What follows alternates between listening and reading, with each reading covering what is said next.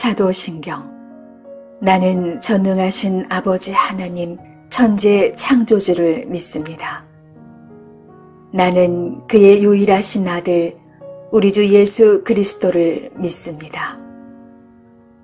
그는 성령으로 잉태되어 동정녀 마리아에게서 나시고 본디오 빌라도에게 고난을 받아 십자가에 못 박혀 죽으시고 장사한 지 사흘 만에 죽은 자 가운데서 다시 살아나셨으며 하늘에 오르시어 전능하신 아버지 하나님 우편에 앉아 계시다가 거기로부터 살아있는 자와 죽은 자를 심판하러 오십니다.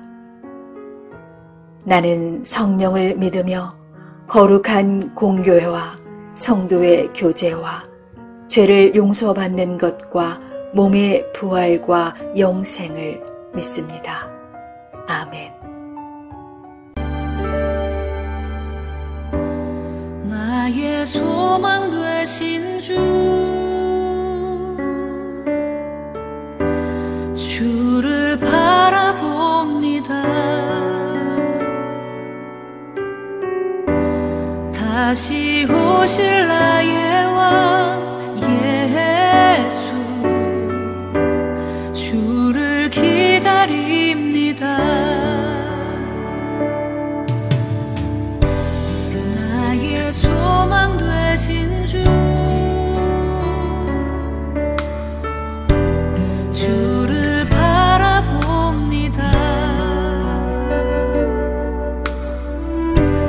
다시 오실 나의 왕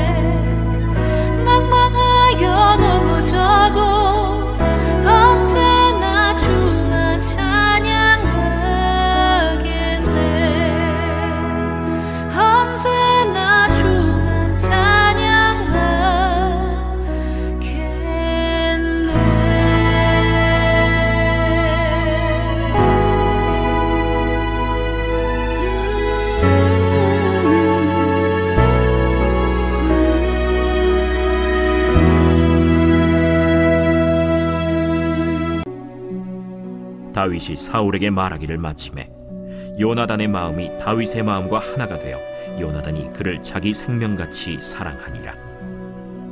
그날에 사울은 다윗을 머무르게 하고 그의 아버지의 집으로 다시 돌아가기를 허락하지 아니하였고, 요나단은 다윗을 자기 생명같이 사랑하여 더불어 언약을 맺었으며, 요나단이 자기가 입었던 겉옷을 벗어 다윗에게 주었고 자기의 군복과 칼과 활과 띠도 그리하였더라. 다윗은 사울이 보내는 곳마다 가서 지혜롭게 행하매 사울이 그를 군대의 장으로 삼았더니 온 백성이 합당히 여겼고 사울의 신하들도 합당히 여겼더라. 무리가 돌아올 때 곧 다윗이 블레셋 사람을 죽이고 돌아올 때 여인들이 이스라엘 모든 성읍에서 나와서 노래하며 춤추며 소고와 경쇠를 가지고 왕 사울을 환영하는데, 여인들이 뛰놀며 노래하여 이르되 사울이 죽인 자는 천천히요 다윗은 만만이로다.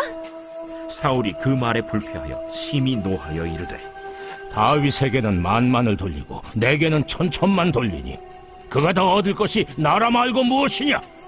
그날 후로 사울이 다윗을 주목하였더라. 그 이튿날 하나님께서 부리시는 악령이 사울에게 힘있게 내리매 그가 집안에서 정신없이 떠들어대므로 다윗이 평일과 같이 손으로 수금을 타는데 그때 사울의 손에 창이 있는지라. 그가 스스로 이르기를 내가 다윗을 벽에 박으리라 하고 사울이 그 창을 던졌으니 다윗이 그의 앞에서 2번 피하였더라. 여호와께서 사울을 떠나 다윗과 함께 계심으로 사울이 그를 두려워한지라. 그러므로 사울이 그를 자기 곁에서 떠나게 하고 그를 천부장으로 삼음에 그가 백성 앞에 출입하며 다윗이 그의 모든 일을 지혜롭게 행하니라. 여호와께서 그와 함께 계시니라. 사울은 다윗이 크게 지혜롭게 행함을 보고 그를 두려워하였으나 온 이스라엘과 유다는 다윗을 사랑하였으니 그가 자기들 앞에 출입하기 때문이었더라.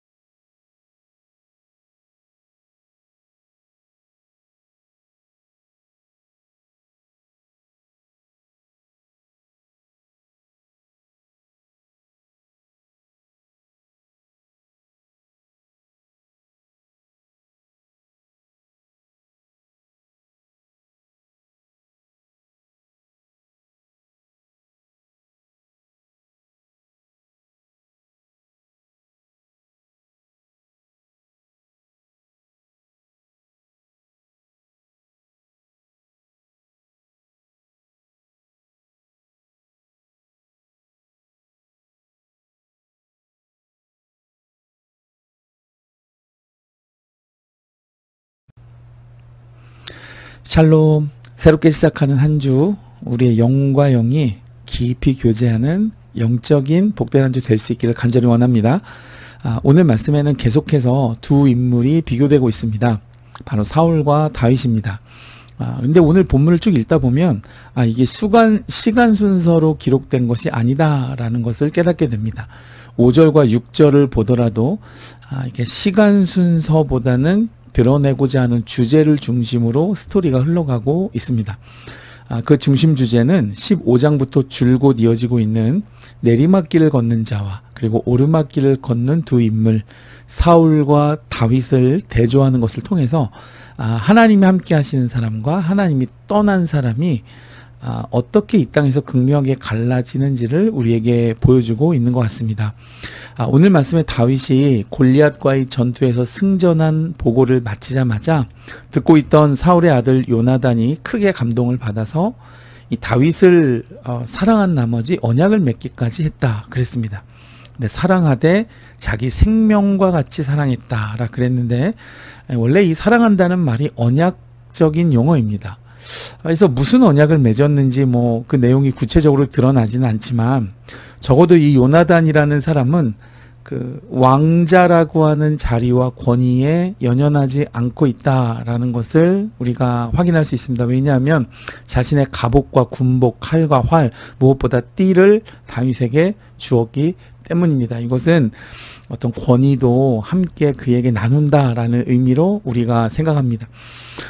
아마도 이 요나단은 다윗의 마음과 그 영혼이 자신과 너무 잘 통하고 또 너무 잘 맞아서 정말 사랑하기까지 서로 절친이 되었던 것 같습니다. 여러분 혹시 이런 경험 있으신가요?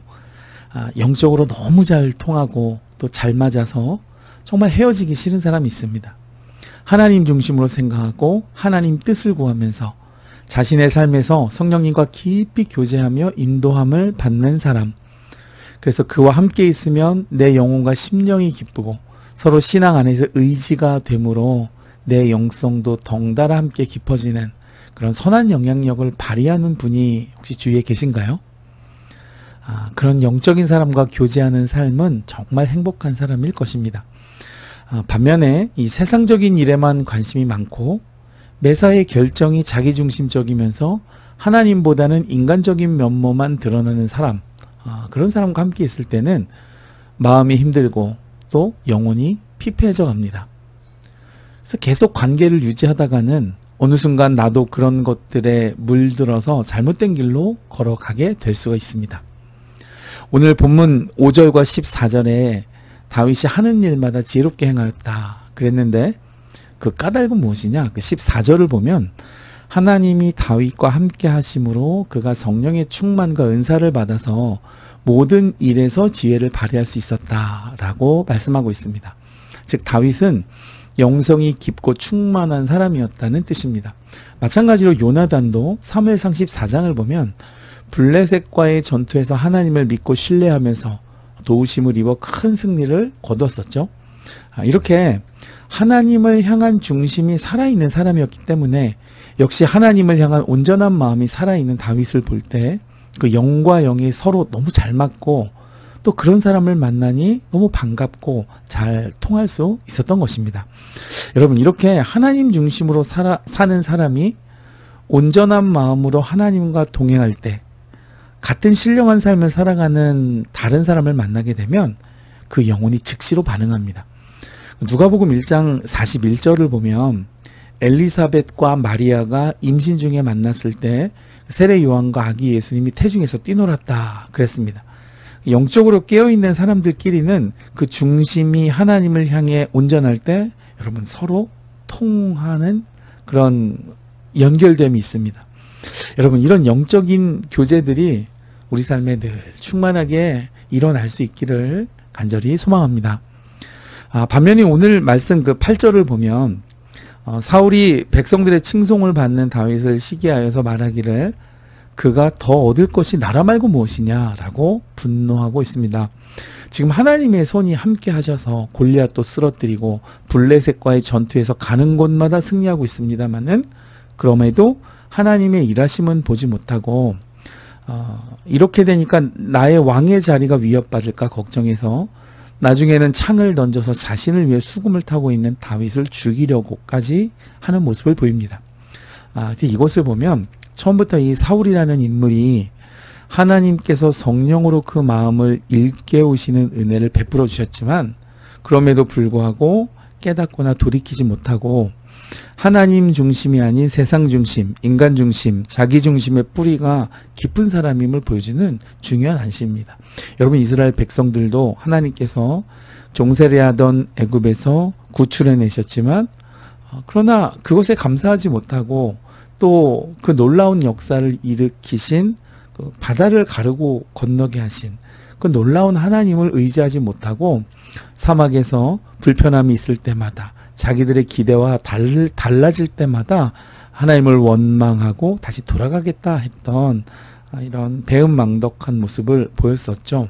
여러분 이 사울도 하나님을 이런 놀라운 일을 행하시는 하나님을 믿음의 눈으로 바라보면서 그분을 신뢰하고 또 그분의 일하심을 위해 나의 인생과 삶을 드리는 것이 아니라 자신의 이 왕이라는 자리에 앉으신 하나님을 이용하려고 하는 아마 이런 마음이 있었던 것 같습니다. 여러분 우리는 오늘 나의 삶에 어떠신가요? 하나님 중심으로 살고 있으신가요? 아니면 내 중심으로 하나님이 좀 나를 잘 도와주셔서 내가 잘 되게 해주시기를 바라는 그런 육신의 교만함에 빠져 있지는 않으십니까? 우리 한 주간 살아갈 때 영으로 노래하고 영으로 교제하며 또 영으로 걸어가는 영적인 복된 한 주 될 수 있기를 주님의 이름으로 축복해 드립니다.